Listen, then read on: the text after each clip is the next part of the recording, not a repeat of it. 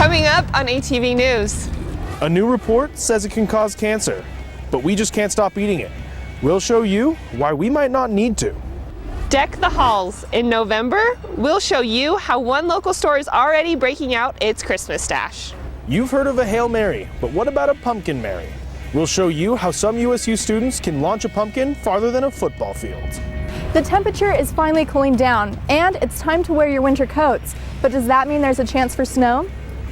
In sports, we'll show you the latest high school football playoff action and how the Aggies crushed the competition. All that and more, this is ATV News.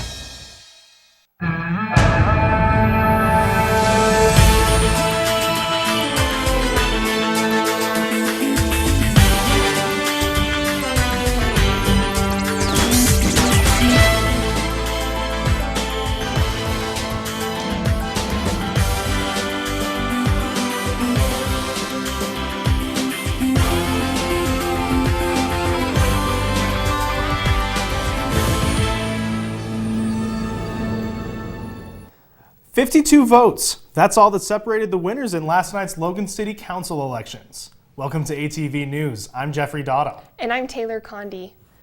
There were 4 candidates in the Logan City Council general election last night. Carl B. Ward, Tom Jensen, Jeannie F. Simmons, and Herm Olson. Voters chose incumbent Simmons and Olson and challenger Jensen for office. The winners were all within 52 votes, and last place Ward was just 349 votes behind them, with a turnout of over 28%. The city recorder said it is the highest she's seen. These results are considered unofficial until they are canvassed and approved by city recorders. Logan City said it should be no later than November 17th. The World Health Organization recently said that processed meat can cause cancer.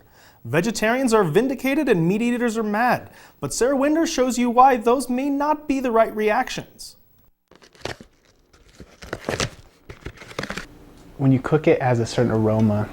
But aroma isn't the only thing bacon releases when it's cooked. According to a recent World Health Organization study, processed meat is classified as Group 1 carcinogenic, the same group tobacco falls under, meaning that meat like bacon can cause cancer. We have freezers full of samples here. And USU researchers studying the effects of diets on mice say the results can translate to humans, and that you may not actually need to cut bacon out of your diet. You shouldn't probably stop eating bacon cold turkey if you're someone who enjoys bacon. But what are the actual risks of eating processed meat? Say you love bacon and could eat this entire 12-ounce package in just one day. You would be 3.1 times more likely to get colon cancer than someone who didn't. But men who smoke 1 to 10 cigarettes a day are 9.3 times more likely to get lung cancer than those who don't. And those are just the light smokers. So the chances of getting cancer from bacon and cigarettes isn't even in the same ballpark. You're more at risk from smoking getting colon cancer than you would be from processed meats. And while these studies do show a higher risk for cancer from eating food like bacon, students like Harrison have made the decision not to change. Every time I go outside, I hear something new that's causing cancer, so I don't think I'm going to change much. And according to experts, that's okay. Is that risk small enough? Does that justify you stop eating bacon? You know, that's a personal decision. Sarah Winder, ATV News. The WHO will begin more in-depth research on the public health implications of eating processed meat early next year.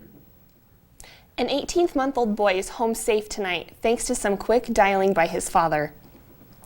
Dozens of searchers came out and looked for the boy named Hunter.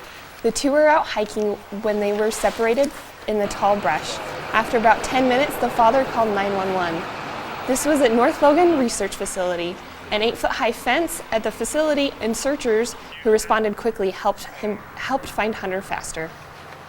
As you can see, we had quite the response that came, multiple agencies. That's the nice thing about our valley is when there's a call for assistance, we know we're going to get a lot of people helping. One of the searchers and rescue teams found Hunter in the grass in good shape. They brought him back to his family. The Athletics Recreation Center, or ARC as it'll be known, is almost finished, but not without a bit of controversy. Our David Matthew Stewart shows you why some Aggies got upset before the doors even opened. As construction crews finish up USU's new rec center, some Aggies are concerned about a policy change they sort of read about in the student newspaper. Originally, when the Statesman approached us to do this story on the Aggie Rec Center dress code, they were referring to it as a modesty policy, and we had to clarify for them that it has absolutely nothing to do with modesty. Somehow, that conversation was overlooked, and Aggies opened their newspaper to see this. Campus liaison saw the article, but didn't think it would be a big deal. And in there, multiple times states that it's not a modesty issue, it's about health. But it's that misworded headline about modesty that's got people talking. Comments started showing up on Yik Yak, but they weren't the first. USU's student government wasn't immediately sold on it either. There were concerns about a phrase in the policy saying that bras had to be covered at all times, and there was a discussion that ensued during that meeting talking about what that actually meant and how that would actually be enforced. Because future Aggies will continue to pay for the $30 million ARC with their student fees, if you show up here looking like this, you're going to get asked to change. You can still wear tank tops, you can still wear your shorts. They just ask that you don't have open sides or an open back or front. That's because the rec department has noticed sweat takes its toll on the equipment. Yeah, that's from sweat. The upholstery can crack and become discolored. Some people might believe that it's about the dominant culture of why we're changing it, and that's not true at all. It's simply for health and safety. We're more focusing on the excessive amount of skin. Mainers was also quick to add that the new dress code only applies in the new rec center.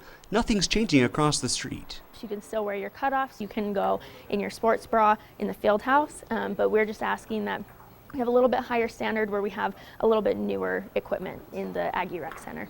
David Matthew Stewart, ATV News.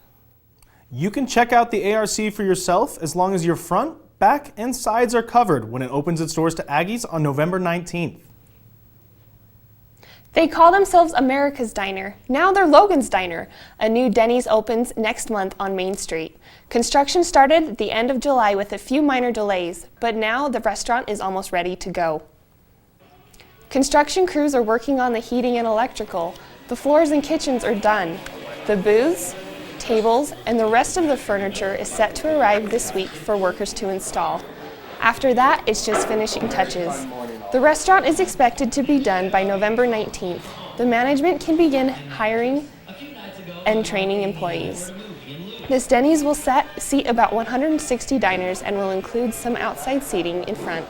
It will be open 24 hours and on all holidays. The new manager says he's getting a great response. When we came into the community, they have been overwhelmingly supportive and very excited. Everywhere we've gone, we have really tried to get the word out, and it's been nothing but utmost positive feedback. Though the building is scheduled to be done on the 19th, it won't open to customers until December 13th. Sending a balloon 115,000 feet into the air is no easy task, but that's what the Cash Makerspace, Girlspace, and Engineering group did. The balloon has sensors built by the girls to track things like luminosity, movement, and temperature. They presented the information gathered from the balloon and compared it to their own hypothesis they created before the launch. The girls presented in front of members of the College of Science and Engineering and 2 deans from USU. Though some predictions were off, the group said that they are more than happy with the results. You couldn't have asked for a better experience, and that was the whole goal. Fun, hands-on experience with science. This was the last activity for these girls this year.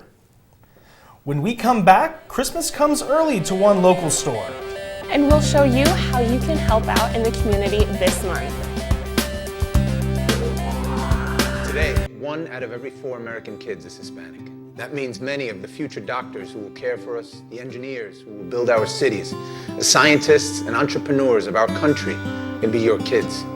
We all know how hard it is for you to send them to college.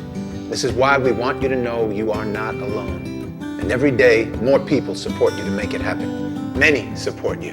And the Hispanic Scholarship Fund helps you prepare, plan, and pay for your kids' college education. Learn more at hsf.net.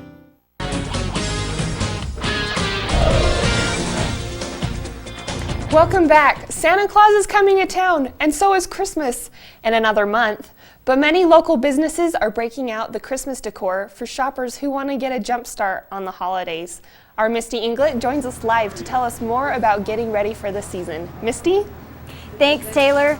So I'm here at Luke's Cafe, where you can see they have a bunch of recycled cup signs, but not a single Christmas decoration in sight.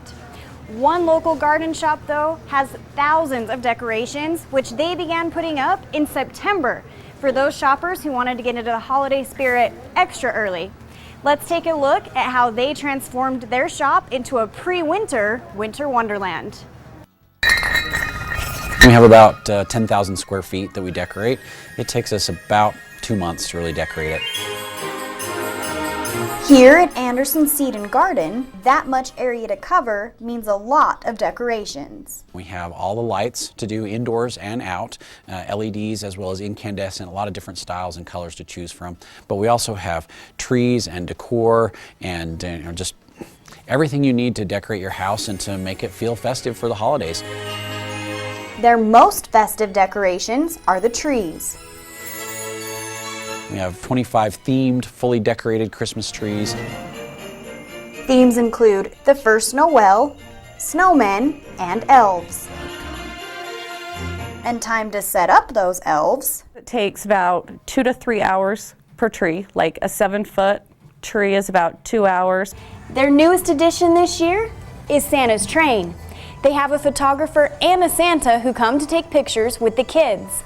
But the train, the store decorations, none of it happens overnight. We actually have to order it a year in advance. So before this Christmas, we'll actually be ordering our Christmas merchandise for next year. So while some may think it's too early for stores to start selling Christmas stuff, for Andersons, it's pretty much 'tis the season all year round.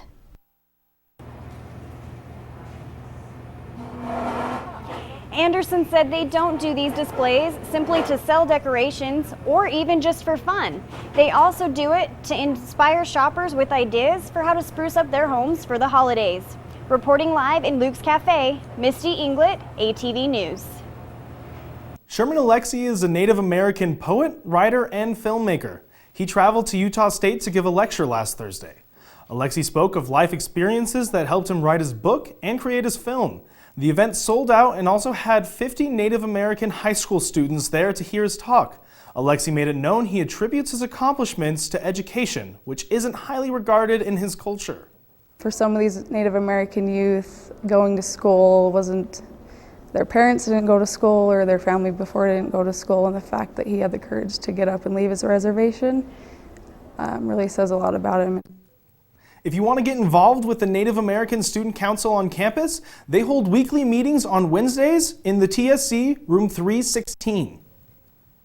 It's the beginning of the holiday season, and Utah State University has an opportunity for you to help out in the community this year.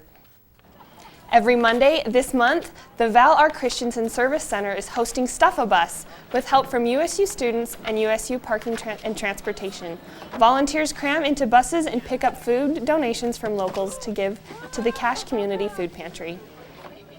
And so I think that's just like a great way for everyone to come together and do something good for the community. There are still 3 more nights of Stuff-A-Bus this month. You can participate by going to Maverick Stadium Monday night at 7 p.m. Smashing pumpkins is normally a hooligan activity, but as I found out, for some USU students, it's an engineering project. This is what it looks like to be shot out of a trebuchet. A long, violent ride. It is actually science, math, and engineering all put together to shoot a pumpkin. It's fun to be able to apply stuff in class and actually see something like break or fly 300 feet through the air instead of look at calculations all day. On Saturday, 8 teams will showcase their trebuchets and compete in 3 categories: distance, accuracy, and design. Though competition is fierce, it's also fun. And at the end of the day, you get to chuck a pumpkin up to 400 feet and to see it blow up into a ton of little parts. And engineers like to build things, but we also love to see things break and destroy, and at least I do personally. On Saturdays, the teams will be shooting pumpkins. However, when they practice, they shoot weighted medicine balls.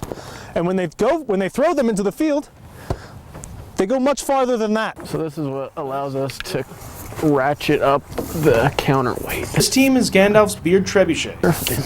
It's their second time entering, which made this year a little easier to prepare.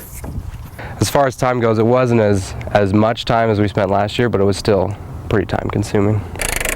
They say they won the distance competition last year for one simple reason. It's taller. Safety is an issue, but it's also pretty simple to avoid injury. Stay away from the parts that could kill you, and other than that, you're good. Okay, 1, 2, 3. The team ties together all of their training to send a pumpkin sky high. The competition is put on by the American Society of Mechanical Engineers and will take place on Saturday at Elk Ridge Park from 11 to 12:30. When we come back, ATV's Sarah Winder will have your weather report. The current temperature is 44 degrees.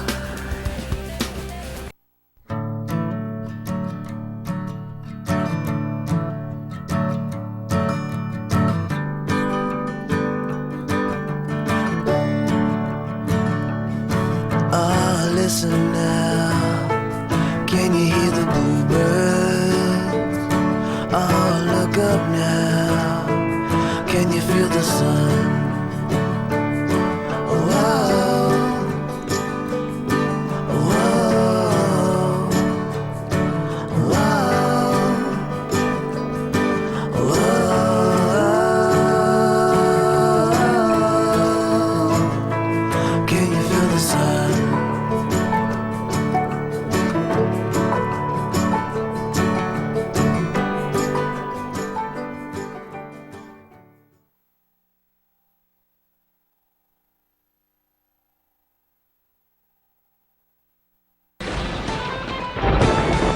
Welcome back. I'm Sarah Winder. This week, our nation saw quite a bit of severe weather. In Texas, Louisiana, and through the Gulf Coast, there were quite a bit of heavy rainstorms that caused severe flooding and many tornadoes in each of those areas. As you can see in Texas, there are still some patches of precipitation throughout the entire state, but they have definitely lightened up since the heavy rainstorms that they were experiencing earlier. If you go over to the east, you see in Florida and then upwards that there is some pockets of precipitation and they move up, but once they go north, they seem to kind of spread out and then into the ocean. In the west, you can see in California and Nevada, as well as Arizona, that there are heavier pockets of precipitation coming and they seem to be moving northward toward Utah. But once they get to our state, they move kind of above it and around into the northern states instead. So Utah is actually experiencing a little bit colder weather, and if we go to our state radar, we can see what's going on there. Right here you can see that there are some cold patches of precipitation moving north, and that will actually meet us in Logan where we're at now. Those are what we're feeling today, and I will show you how that is on our 7-day forecast. So today it has been chilly and overcast. We have had a 20% chance of precipitation, which was shown over the morning. Then you move to Thursday, which will be a little bit the same, and then Friday will heat up just slightly. Saturday and Sunday, though, will be much nicer and beautiful. We will have warmer temperatures as well as sun. Then you go to next week, which is where we'll see that pocket of precipitation that is cold hit Utah. We'll get Monday and Tuesday with a 70% chance of snow, which will actually make it a winter wonderland, hopefully. So this weekend was great. Chris, tell me how that helped our sports. Thanks, Sarah. Well, coming up, we'll show you why beating Wyoming was a bit of a challenge for the Aggies. Today, 1 out of every 4 American kids is Hispanic. That means many of the future doctors who will care for us, the engineers who will build our cities, the scientists and entrepreneurs of our country can be your kids. We all know how hard it is for you to send them to college. This is why we want you to know you are not alone. And every day more people support you to make it happen. Many support you. And the Hispanic Scholarship Fund helps you prepare, plan, and pay for your kids' college education. HSF.net.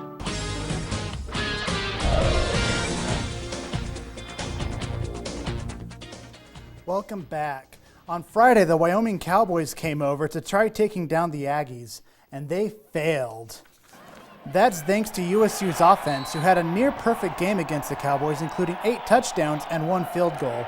Torrey Green, who reported for ATV in the spring, made this huge sack on Wyoming's quarterback, Nick Smith. But overall, the defense struggled against the Cowboys. Without starting nose guard David Moala and defensive end Ricky Ali Ifua, the Aggie defense allowed Wyoming's running back Brian Hill to rush 201 yards. Ouch. The Aggies won 58-27, but with the Cowboys' record of 1-8, the game could have been even more of a blowout if the USU's defense had held Wyoming's offense a little bit better. People have been messing up and people aren't in the right spot, and we got to play more physical and we got to make more of an emphasis to stop the run. USU plays the University of New Mexico this Saturday. The Lobos are second in rushing for the Mountain West Conference. The Aggie defense may have to step up their game if they want to get another win for USU. On Saturday, Oklahoma Panhandle State came to USU for the first basketball game of the season. And in the spirit of Halloween, the Spectrum went from a place of friendly competition to a full-on slaughterhouse. Panhandle State Zoran Arsenovic goes to shoot, but Chris Smith shuts him down. Darius Perkins then runs the ball for a nice little layup. Then Julien Pierre passes to David Collette, who then tries to make the basket, but he misses. Arsenovic starts going, but he drops the ball. This gives Collette the chance to redeem himself. Perry passes to Jalen Moore, who makes a three-pointer that reminds me of an onion. It makes me want to cry.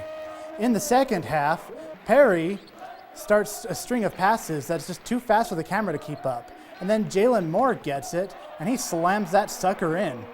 Although the Aggies win by a whopping 39 points, Coach Tim Duryea says being an exhibition game, the team didn't focus on winning it during practice. Like I told them, we're not practicing to beat Panhandle State. We're practicing to, beat Mountain West teams and get to the NCAA tournament. The basketball team will play Cal State Monterey Bay at home on Friday. That's another exhibition. The first regular season game will be at Weber State on November 13th. In high school sports, both the Skyview Bobcats and the Mountain Crest Mustangs had playoff games at their homes on Friday. In Skyview, the Syracuse Titans came to take on the Bobcats, who gain a few yards right here. In the next play, quarterback Garrison Beach throws the ball to Bryce Mortensen, who brushes Zach McGibbon off like a minor nuisance, makes a touchdown, and then he kisses one of his guns. But Syracuse won't let them have all the fun. Ty Metcalf makes this long shot to Drake Dimmick, who takes it to the end zone. But that's not enough to take down the Bobcats, and Skyview wins 38-14. At Mountain Crest, the Mustangs took on the Viewmont Vikings. Tanner Schwab propels the ball toward Dallas Neiman, but it bounces right into their opponent's hands, and Nick Alba takes it away. But the Mustangs say, "Do unto others," as Peyton Thomas steals the ball from under their nose and scores. But Viewmont isn't done yet. Cole Hewish passes to Tanner Ave, who must be related to the Energizer Bunny because he keeps going and going and going, but he goes down just short of the goal line. The Vikings score here, but Mountain Crest still beats them 35-12. Mountain Crest and Skyview are advancing. On Friday, the Bobcats will play Pleasant Grove at home, and the Mustangs will go to Bingham. That's all for ATV Sports. Back to you, Jeff and Taylor. Thanks, Chris. When we come back, it's Day of the Dead, but what makes it alive? And we'll show you what has these Cache Valley dogs wagging their tails. I'm one unlucky guy. The chance of being involved in a robbery is 1 in 757. The chances of being struck by lightning 1 in 750,000. Please fasten your seatbelts for unexpected turbulence. The chances of being a victim in an airline crash 1 in 29 million. Hey, could I get some peanuts? The chances of being involved in a car crash are far greater than lightning strikes and plane crashes. And if you are texting while driving, your risk of crash increases 23 times. Now, I may be an unlucky guy, but I don't have to be part of that statistic, and neither do you. Drive responsibly.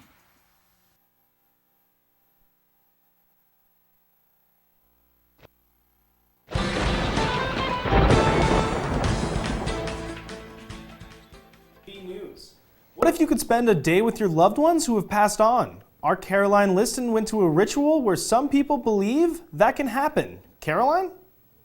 Jeffrey. It's close to 3,000 years old, and some families will paint their face like this to honor their loved ones who have passed on. I went to Dia de los Muertos, Day of the Dead, to check out a celebration where some people believe spirits live again. With skull faces, skull food, and a name like Day of the Dead. Other people How come I got the feeling I was supposed to be happy? It sounds morbid, but it's not. It's actually more honoring the dead. The celebration started on campus with a parade last Friday and drew attention. One of our Spanish professors, Crescencio Lopez, and his wife actually dressed up. It worked. We had a lot of people come into the office, like wondering what was that about. That was really cool, really great. While they parade in public, in private they build altars for their loved ones, then go to the cemetery. But the Latino Student Union did it differently. It's not a cemetery, but we have it on here, the heart of campus. There was music, face painting, and sugar skull decorating, all for the dead. While the lunchtime crowd on Monday was small, the Dia is developing. I like decorating the skulls, which is why I really wanted to come do it. I didn't know this was happening until like 2 minutes ago, so I'm just happy to be here and making this little thing and seeing the bright colors. I think the singing earlier was my favorite part. Even though I didn't understand it, it was really pretty. Our ancestors' roots are a lot, like we can find out a lot who we are, so remembering them is always good. In the earlier days of this tradition, they used to bury their dead under floorboards to remind them how easy it is to slip into the afterlife. And now it's a bit more festive. You can slip into death, but it doesn't always have to be so sad and so heartbreaking. It's just part of, life. So it isn't a celebration meant to be dark and dreary. In fact, the brighter, the better. It's all about vibrance, it's all about color. It's Day of the Dead, it's honoring them, but it's very alive. Day of the Dead can be a very expensive holiday. In fact, some families will put aside 2 months of income to buy gifts, food, flowers for their loved ones who have passed on. They believe these gifts will provide protection, good luck, and wisdom to their families. Back to you, Jeff. Thanks, Caroline. Furry friends can frolic freely thanks to a new dog park in Cache Valley. It's open scamper for puppies like this in the new Valley View Dog Park, located behind the Humane Society. The park includes a tunnel, dog toys, benches, and several buckets of water for your dog. The park has been in planning for the past 2 years, and volunteers started construction this past summer. This fall, the Humane Society allowed the public to use the park even though it's still under construction. The Humane Society has land to continue to expand the park, but it all comes down to money. Dog park can be 3 times this size right now, and I'd love to have the funding and donations to make that happen. The grand opening for the park is being planned for this coming spring. Looking for a new place to get hot chocolate and donuts this winter? One business may have just what you're looking for. Mugs Cocoa and Donuts doesn't just sell regular hot chocolate, they have 6 different flavors ranging from Andes Mint to pumpkin pie. All of the chocolates are homemade recipe, but it doesn't stop there. Their cake and dessert donuts are also covered in a homemade glaze. And for some of them, it's about bringing something new to the valley. Bringing a new taste to Logan. There's places that do sell hot chocolate, but it's not their specialty. So the fun thing is that this is our specialty. The truck is open Monday through Saturday at 5 p.m. Thank you for joining us on this week's edition of ATV News. Catch all the latest editions of ATV News on our Facebook page.